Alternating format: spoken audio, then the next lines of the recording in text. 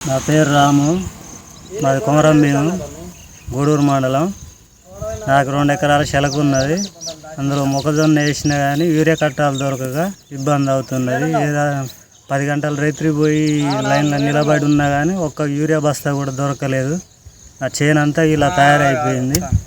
దీనే మీరు పట్టించుకోవాలి. మొక్కజొన్న వేసినందుకు నాకు నష్టం 2 లక్షల దాకా రావచ్చు, కానీ చేనంతా పోయింది. ఇంట్లో ఫ్యామిలీ అంతా ఏ విధంగా ఉండాలనో, ఎలా గడవాలా, అప్పులు అవన్నీ ఎలా తీర్చుకోవాలనేది అర్థం కావట్లేదు. మీరే ఏదన్నా దారి చూపాలి. నా పేరు కోటెం సునీత, మాది మచ్చర్ల. నేను వ్యవసాయం 5 ఎకరాలు చేసిన ఈ వర్షకాలం.